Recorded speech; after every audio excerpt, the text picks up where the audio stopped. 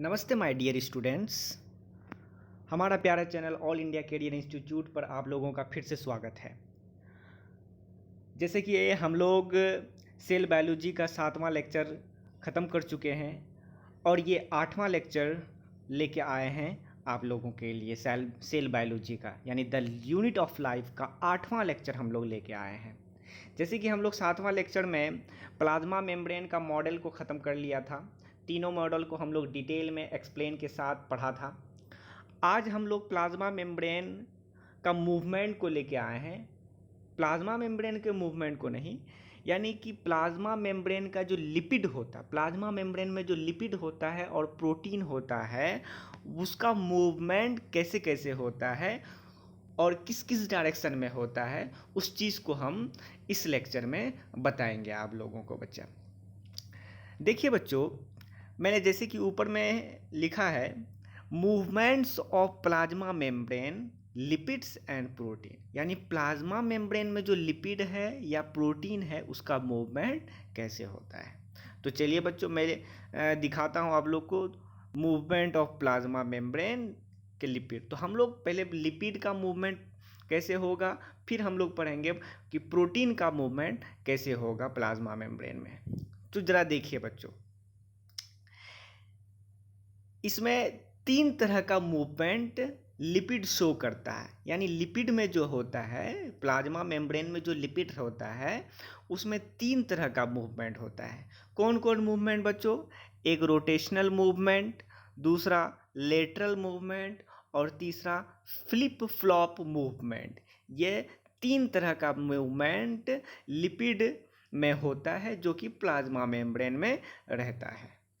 मैं आपको ये तीनों मूवमेंट को पहले डायग्राम के साथ बताता हूँ कि कैसे कैसे ये लिपिड मूवमेंट करता है।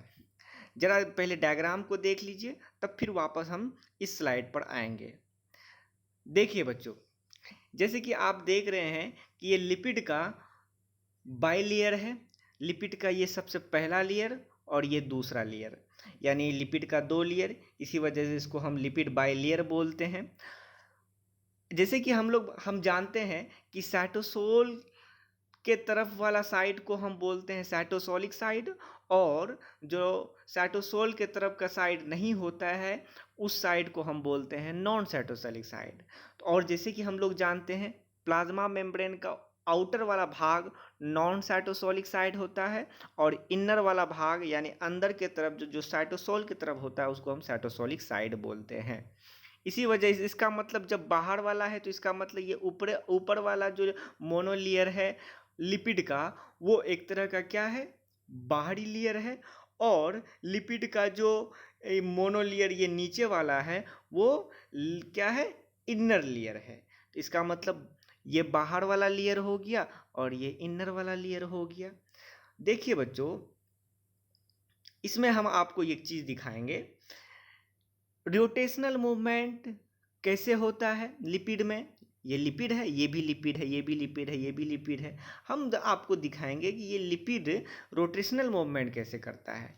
देखिए बच्चों, रोटेशनल मूवमेंट वह मूवमेंट होता है जो अपने ही एक्सिस पर या अपने ही पोजीशन पर रहकर उसी जगह पर घूमे।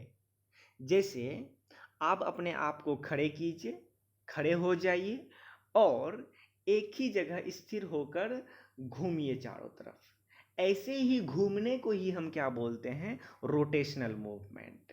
यानी अपने ही एक्सिस पर रहकर घूमने को हम रोटेशनल मूवमेंट कहते हैं। इसी तरह से लिपिड भी घूमता है।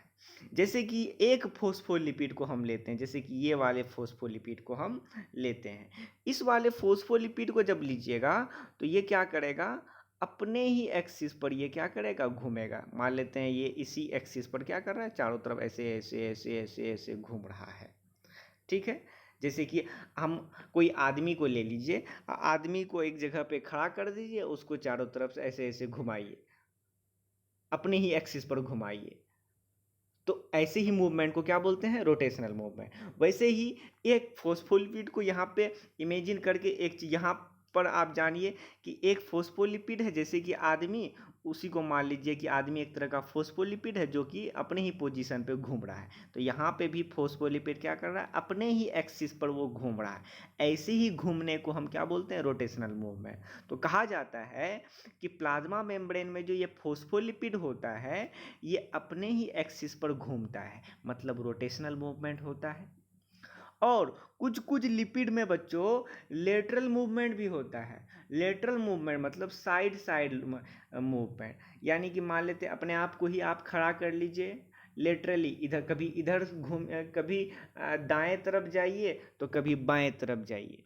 तो दाएं बाएं करने को ही हम क्या बोलते हैं, लेटरल मूवमेंट। यानी कि जैसे मान लेते हैं ये वाला है लेटरल मूवमेंट, देख रहे हैं ये वाला फोस्फोलिपिड मान लेते हैं कभी इधर गया तो कभी इधर गया, तो ऐसे ही मूवमेंट को लेटरल मूवमेंट कहते हैं। तो कुछ कुछ ऐसे भी फोस्फोलिपिड होते हैं जो लेटरली मूवमेंट करते हैं, लेकिन कुछ कुछ ऐसा भी फोस्फोलिपिड होता है जो कि फ्लिप फ्लॉप मूवमेंट भी करता है।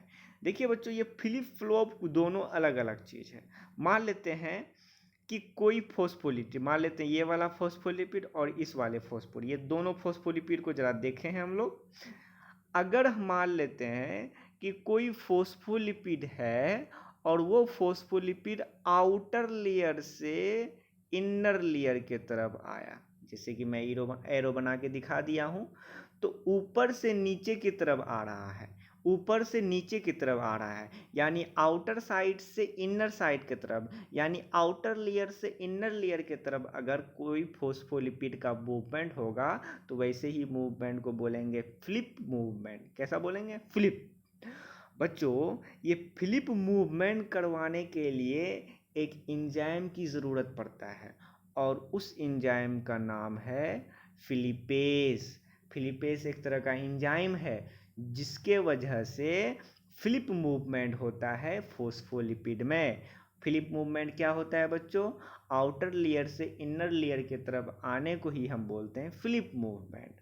उसी तरह जब कोई फोस्फोलिपिड अंदर से बाहर के लेयर के तरफ जाए, इनर लेयर से आउटर लेयर के तरफ जाएगा, तो वैसे वैसे मूवमेंट को फ्लॉप मूवमेंट बोलते हैं। और इस फ्लॉप मूवमेंट को करवाने के लिए भी एंजाइम चाहिए होता है और उस एंजाइम का नाम है फ्लोपेज एंजाइम। और बच्चों, जब एंजाइम है तो एंजाइम अगर वहाँ पे है तो एंजाइम को वर्क करने के लिए एनर्जी की ज़रूरत पड़ता होगा, तो वो एनर्जी लेता होगा। आज इसका मतलब कि चाहे वो फ्लिप मूवमेंट हो या फ्लोप मूवमेंट हो, दोनों में एंजाइम की ज़रूरत पड़ता है, और एंजाइम की ज़रूरत पड़ता है तो एनर्जी की भी ज़रूरत पड़ता होगा।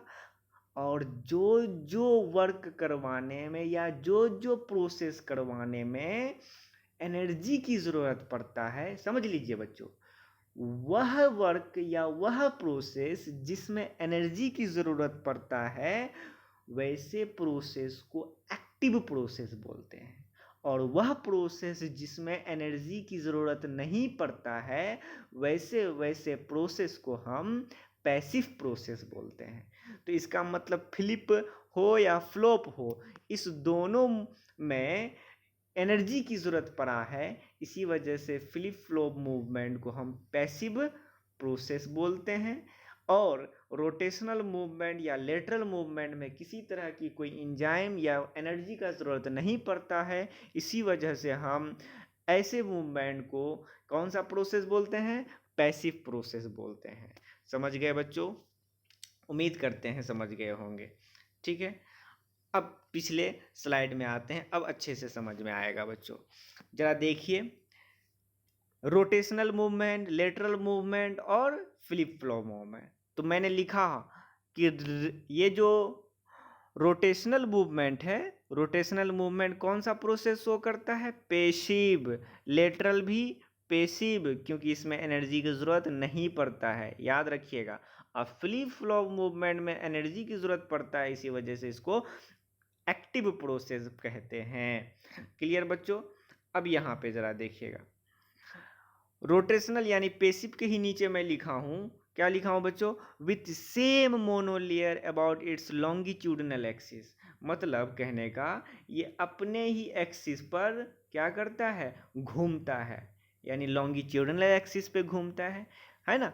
और वहीं पे लेटरल में देखिएगा तो विद इन सेम मोनोलियर, अपने ही मोनोलियर में क्या करता है, साइड बाई साइड, कभी इधर जाता है तो कभी इधर जाता है। इस तरह के मूवमेंट होता है कहाँ, लेटरल मूवमेंट। लेकिन फ्लिप फ्लॉप में बिटवीन टू मोनोलियर, ऊपर से लेके नीचे तक आता है, नीचे से लेकर ऊपर तक जाता है। ऐसे ही मूवमेंट को हम फ्लिप फ्लॉप मूवमेंट बोलते हैं। ठीक है बच्चों। अब यहाँ पे लेटरल के नीचे मैं लिखा हूँ कि कहा जाता है कि प्लाज्मा मेम्ब्रेन में जो लिपिड का मूवमेंट होता है वो ज़्यादा से ज़्यादा कौन सा मूवमेंट होता है, लेटरल होता है और रोटेशनल होता है। Flip flop movement rear case में होता है, कभी कभार होता है, ना के बराबर होता है, इसीलिए मैं यहाँ पे रियर लिख दिया हूँ। समझ में आई बच्चों ये मूवमेंट, लिपिड का मूवमेंट कैसे होता है। अब हम लोग मूवमेंट ऑफ प्रोटीन पढ़ेंगे प्लाज्मा मेम्ब्रेन में। तो ये है आपका movement of plasma membrane protein. Plasma membrane में जो प्रोटीन होता है उसका मूवमेंट कैसे होता है। उसका भी मूवमेंट 3 प्रकार का नहीं, 2 ही प्रकार का होता है। इसमें रोटेशनल मूवमेंट शो होता है, रोटेशनल जान के कैसे होता है, और लेटरल मूवमेंट शो होता है, लेकिन फ्लिप फ्लॉप मूवमेंट नहीं होता है। जैसे कि मैं यहाँ पे नेगेटिव लगा दिया, मतलब अपसेंट होता है, नहीं होता है फ्लिप फ्लॉप मूवमेंट। क्यों नहीं होता है बच्चों, क्योंकि प्रोटीन का साइज बहुत बड़ा होता है, इसी वजह से वो एक छोर से दूसरे छोर पर नहीं आ सकता है, उसको डिस्टरबेंस हो जाएगा पूरे प्लाज्मा मेम्ब्रेन के स्ट्रक्चर में, पूरे फोस्फोलिपिड के बाइलेयर में, इसी वजह से नहीं होता है फ्लिप फ्लॉप मूवमेंट। लेकिन रोटेशनल और लेटरल मूवमेंट होता है, और हम जानते हैं चाहे वो लेटरल हो या फिर रोटेशनल हो, ये एक तरह का कैसा प्रोसेस है, पेशिव प्रोसेस है। और जैसे कि हम लोग जानते हैं रोटेशनल मूवमेंट किसको बोलते हैं, जो अपने ही एक्सिस पर घूमे, और जो लेटरली घूमे उसको हम लेटरल मूवमेंट कहते हैं। क्लियर हुआ बच्चों। अब आगे बढ़ते हैं। तो ये था movement of plasma membrane lipid and protein. Okay. अब अगला टॉपिक है फ्लूइडिटी ऑफ प्लाज्मा मेम्ब्रेन।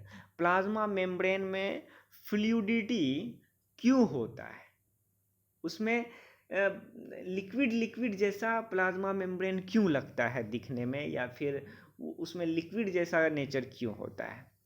कहा जाता है बच्चों इसमें फ्लूइडिटी नेचर होने का एक ही कारण है। क्या कारण है, कि उसमें लिपिड और प्रोटीन रहता है। क्योंकि लिपिड और प्रोटीन रहता है इसी वजह से प्लाज्मा मेम्ब्रेन फ्लूइडिटी रहता है, उसमें फ्लूइड जैसा नेचर होता है। ठीक है। जैसे कि हम लोग फ्लूइड मोजाइक मॉडल में पढ़ा था, क्या पढ़ा था कि प्लाज्मा मेम्ब्रेन जो होता है वो क्वासी फ्लूइड जैसा नेचर रखता है। कौन, लिपिड के वजह से, है ना, लिपिड के वजह से। हाँ। अब चूंकि हम वहाँ पे फ्लूइड मोजाइक मॉडल में ये भी पढ़ा था कि जिसमें ये बात बताया गया था कि जैसे कि लिपिड एक समंदर है, तो उसमें प्रोटीन छोटे छोटे आइसबर्ग है जिसमें तैरता रहता है। इसी वजह से लिपिड और प्रोटीन के ही कारण प्लाज्मा मेम्ब्रेन में फ्लूइडिटी नेचर रहता है। इसी वजह से यहाँ पे मैंने लिखा है as per fluid mosaic model quasi fluid nature of lipid enables lateral movement, जिसके वजह से लेटरल मूवमेंट होता है किसमें, of protein within overall bilayer, पूरे बाइलेयर में फोस्फोलिपिड का। ठीक है। देखिए बच्चों, आखिर ये प्लाज्मा मेम्ब्रेन में जो ये फ्लूइडिटी वाला गुण है, ये फ्लूइडिटी होता है प्लाज्मा मेम्ब्रेन में, इसका इसका क्या वजह है, क्यों ये रहता है, इसका कोई काम भी है। तो कहा जाता कुछ इंपॉर्टेंट फंक्शन है प्लाज्मा मेम्ब्रेन के फ्लूइडिटी होने का। क्या, अगर प्लाज्मा मेम्ब्रेन फ्लूइडिटी है तो उसका एक इंपॉर्टेंट फंक्शन क्या है, सबसे पहला सेल डिवीजन, सेल डिवीजन वाला, दूसरा सेल ग्रोथ, फ्लूइडिटी नेचर है, इसी वजह से सेल में ग्रोथ भी होता है। फॉर्मेशन ऑफ इंटरसेलुलर जंक्शन, आप अगले चैप्टर जब टिश्यू पढ़ाएंगे तो वहाँ बताएंगे आपको जंक्शंस के बारे में। सेल सेल के बीच 3 तरह का जंक्शन होता है, इस जंक्शंस का निर्माण होता है इसी फ्लूइडिटी के वजह से। और सेल से सिक्रेटरी मटेरियल निकलता है, जैसे कि मैं आपको पिछले लेक्चर में बताया था कि सेल जो है बहुत सारा सेम तरह का सेल आपस में ही जुड़कर रहता है, और किस तरह जुड़ के रहता है, तो अपने ही सेक्रेटरी मटेरियल यानी इंटरसेलुलर मैट्रिक्स को निकालने का। तो ये सेक्रेशन कहाँ से करता है, वो सेल ही करता है ना। तो क्यों कर पाता है, यही फ्लूइडिटी के वजह से। अगला है एंडोसाइटोसिस। मैं जस्ट इस लेक्चर के जस्ट बाद जो लेक्चर आएगा उसमें इसके बारे में जिक्र करेंगे। रिपेयर, सेल में जो रिपेयर होता है, अगर टूट फूट हो गया है तो उसमें फिर से रिपेयरिंग हो जाता है इसी फ्लूइडिटी के वजह से। प्लाज्मा मेम्ब्रेन डायनेमिक नेचर का होता है, ये डायनेमिक के बारे में भी मैं अभी बताऊंगा आपको। डायनेमिक मतलब जिसमें कि प्रोटीन और लिपिड एक दूसरे का इधर से उधर उधर से इधर करते रहता है, इसी को हम डायनेमिक बोलते हैं। तो प्लाज्मा मेम्ब्रेन में डायनेमिक नेचर होता है, क्यों? क्योंकि ये फ्लूइडिटी के ही वजह से। और भी बहुत सारे इंपॉर्टेंट फंक्शंस होता है, क्यों? प्लाज्मा मेम्ब्रेन के फ्लूइडिटी के वजह से। तो समझ में आ गया बच्चों? तो अगले लेक्चर पे जाते हैं हम लोग। Reason behind asymmetry of plasma membrane. कहा जाता है कि प्लाज्मा मेम्ब्रेन एसिमेट्री होता है, जैसे कि मैं पिछले लेक्चर में बताया था, दूसरे लेक्चर में मैं बताया था कि प्लाज्मा मेम्ब्रेन एसिमेट्रिकल होता है। तो क्यों होता है? तो उसका मेन 3 कारण है। इस 3 कारणों को पढ़ने से पहले मैं इस तीनों कारण को मैं आपको डायग्राम के तहत बताना चाहता हूँ। डायग्राम के तहत जानिए बच्चों। देखिए, ये आपका लिपिड का मोनोलेयर एक लेयर हुआ, और लिपिड फोस्फोलिपिड का ये दूसरा लेयर हुआ। ठीक है, ये 2 लेयर हमने बनाया है। अब यहाँ पे इस दोनों लेयर के देखिए, इस साइड में हमने ये देखिए ये वाला और ये वाला प्रोटीन बनाया है। यहाँ भी प्रोटीन, यहाँ भी प्रोटीन, यहाँ भी प्रोटीन, ये और मैं आपको बता दिया हूँ कि जो साइड साइड में प्रोटीन रहता है, वैसे प्रोटीन को हम क्या, कौन सा प्रोटीन बोलते हैं बच्चों? Peripheral protein. क्या बोलते हैं? Peripheral protein. ठीक है। और जो बाहर वाला साइड होता है प्लाज्मा मेम्ब्रेन को, उसको नॉन साइटोसोलिक साइड, और ये साइटोसोलिक, ये तो आप जानते ही हैं बच्चों, जो कि मैं बहुत बार जिक्र कर दिया हूं। अब यहां पे देखिए बच्चों, क्या है कि हम जैसे कि जानते हैं कि ये लिपिड हो या प्रोटीन हो, लिपिड हो या प्रोटीन हो, सबसे क्या होता है कि कार्बोहाइड्रेट जुड़ा होता है। जैसे कि मैं ये व्हाइट वाला बनाया हूँ, ये एक क्या है? कार्बोहाइड्रेट। और कार्बोहाइड्रेट 2 प्रकार का, चाहे वो ब्रांच में रहेगा या अनब्रांच में रहेगा। ठीक है, जैसे कि ये अनब्रांच में है और ये ब्रांच में है, तो 2 तरह से ये रहता है। अब यहाँ पे देखिए, ये तो कार्बोहाइड्रेट को अगर आप देखिएगा बच्चों, तो कार्बोहाइड्रेट सिर्फ और सिर्फ नॉन साइटोसोलिक साइड में ही है, लेकिन देखिए नीचे है, यानी साइटोसोलिक साइड में नहीं है। और इसको अगर बीचों बीच से अगर काट दें, तो काटिएगा तो सिर्फ कार्बोहाइड्रेट एक साइड में मिलेगा, लेकिन दूसरे साइड में नहीं मिलेगा। तो क्या ये बराबर बराबर में बट पाया कार्बोहाइड्रेट? नहीं बट पाया। इसी वजह से कहा जाता है कि प्लाज्मा मेम्ब्रेन क्या होता है? एसिमेट्रिकल होता है। इसीलिए मैं यहाँ पे लिखा हूँ, ये देखिए कार्बोहाइड्रेट। तो सबसे पहला कारण प्लाज्मा मेम्ब्रेन एसिमेट्री होता है, उसका सबसे पहला कारण क्या है? कार्बोहाइड्रेट। क्या? क्यों है कार्बोहाइड्रेट? क्योंकि it is present only on non cytosolic side, क्योंकि ये सिर्फ और सिर्फ नॉन साइटोसोलिक साइड में ही प्रेजेंट होता है, एक ही साइड में प्रेजेंट होता है। दूसरा और एक कारण जो पेरीफेरल प्रोटीन है, जरा देखिए बच्चों, ये जो पेरीफेरल प्रोटीन मैं बनाया हूँ, ये पेरीफेरल, ये और ये इधर भी बनाया हूँ, तो देखिए बच्चों, पेरीफेरल प्रोटीन नीचे में 4 गो है, लेकिन ऊपर में मैं जानबूझ के 2 गो बनाया हूँ। वो इसलिए बनाया हूँ क्योंकि सच में दोनों side peripheral protein same number में नहीं होता है, इक्वल नंबर में नहीं होता है। साइटोसोलिक साइड में पेरिफेरल प्रोटीन ज़्यादा होता है और नॉन साइटोसोलिक साइड में पेरिफेरल प्रोटीन कम होता है। अगर आप इसी को बीचों बीच से काटिएगा तो आपको पेरिफेरल प्रोटीन इक्वल अमाउंट में बटा हुआ नहीं दिखेगा। साइटोसोलिक साइड में ज़्यादा दिखेगा और नॉन साइटोसोलिक साइड में कम दिखेगा। तो ये दूसरा कारण हो गया एसिमेट्री होने का प्लाज्मा मेम्ब्रेन। इसीलिए मैं यहाँ पे लिखा हूँ पेरिफेरल प्रोटीन दूसरा कारण है। क्यों है? क्योंकि relatively more on cytosolic surface, क्योंकि ये साइटोसोलिक सरफेस पर ज़्यादा होता है नॉन साइटोसोलिक साइड के तुलना में। ठीक है, अब दूसरा देखिए, तीसरा कारण है। तीसरा कारण कौन है? लिपिड। देखिए बच्चों, लिपिड का ये एक लेयर है और ये दूसरा लेयर है, दो लेयर है। लेकिन इसमें से देखिए कुछ बहुत सारा कुछ कुछ ऐसा लिपिड है तो कुछ कुछ ऐसा लिपिड है, कुछ कुछ ऐसा लिपिड है। उसी तरह नीचे में भी कुछ कुछ ऐसा लिपिड है, कुछ कुछ ऐसा लिपिड है, कुछ कुछ ऐसा लिपिड है। तो यहाँ पे आपको तीन प्रकार का लिपिड दिख रहा है ना? जी हाँ बच्चों, तीन प्रकार का लिपिड आपको दिख रहा है। देखिए बच्चों, इसमें से जो ये वाला यहाँ पे ये वाला जो मैं अंदर में अलग कलर से बनाया हूँ, ये लिपिड कौन सा लिपिड है? लेसिथीन। कौन सा लिपिड है बच्चों? लेसिथीन। उसी में जब आप नीचे देखिएगा तो नीचे में जो ये लिपिड है, ये जो नीचे में जो ये वाला लिपिड है, ये कौन सा लिपिड है? सिफेलिन। देखिए बच्चों, गौर से देखिए बच्चों, सिफेलिन यहाँ भी है, सिफेलिन यहाँ भी है, सिफेलिन यहाँ भी है। यानी साइटोसोलिक साइड में भी सिफेलिन, नॉन साइटोसोलिक साइड में भी सिफेलिन। लेकिन सिफेलिन का अमाउंट नॉन साइटोसोलिक साइड में कम है और साइटोसोलिक साइड में ज़्यादा है।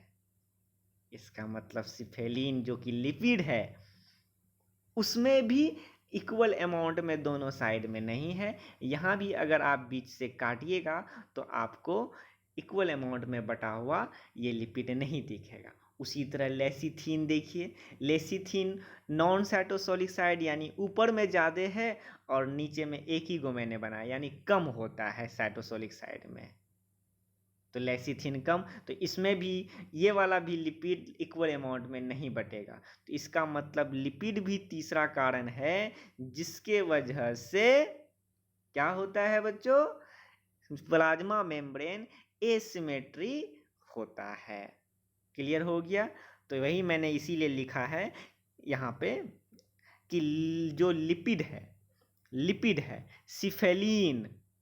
लिपिड का ये दो प्रकार होता है, दो तरह का लिपिड पाया जाता है आपका क्या कहते हैं प्लाज्मा मेम्ब्रेन के फोस्फोलिपिड बाइलेयर में। तो सिफेलिन जो होता है वो relatively more on cytosolic monolayer, जैसे कि मैं यहाँ पे बताया हूँ साइटोसोलिक मोनोलेयर में क्या होता है? सिफेलिन ज़्यादा होता है। ठीक है, उसी तरह लेसिथीन रिलेटिवली मोर और नॉन साइटोसोलिक, जो कि नॉन साइटोसोलिक साइड में लेसिथीन ज़्यादा होता है। तो बच्चों ये जो चाहे वो सिफेलिन हो या लेसिथीन हो, ये दोनों एक तरह का क्या है, यहाँ पे नोट में मैं करके लिखा दिया हूँ कि सिफेलिन हो या लेसिथीन हो, ये एक तरह का क्या है? फोस्फोलिपिड है।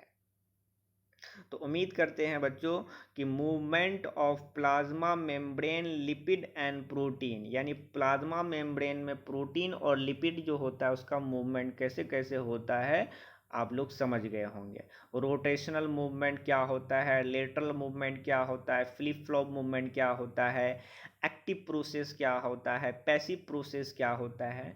उम्मीद करते हैं सारे कुछ अच्छे से समझ गए होंगे। बहुत छोटा सा ही लेक्चर है लेकिन बहुत इम्पोर्टेंट है बच्चों। हम चाहते हैं कि आप लोग अच्छे से नोट्स बनाएं और इसे अपने माइंड में ज़रूर रखें क्योंकि इनसे बहुत क्वेश्चन आता है। बच्चों एक चीज़ मैं बता देता हूँ, अभी तक नीट में फ्लिप फ्लॉप मूवमेंट के बारे में नहीं पूछा गया है, लेकिन रोटेशनल और लेटरल मूवमेंट से रिलेटेड क्वेश्चंस ढेर सारा आ चुका है। तो इससे भी क्वेश्चंस एक का दुक्का आ ही जाता है। तो आप लोग हमेशा याद रखिएगा और अच्छे से पढ़िएगा। तो थैंक यू सो मच बच्चों। अगर कोई प्रॉब्लम हो तो कमेंट करके हमें ज़रूर बताएं और मेरे वीडियो के साथ बने रहें और सब्सक्राइब किया कीजिए ताकि मेरा वीडियो अपलोड होते ही आपके फर्स्ट स्क्रीन में यूट्यूब का दिखाए, तुरंत आप वीडियो को अचीव कर लें, आपको ढूंढना ना पड़े, सर्च ना करना पड़े। इसी वजह से सब्सक्राइब भी कर लिया कीजिए। तो थैंक यू सो मच बच्चों, थैंक यू सो मच।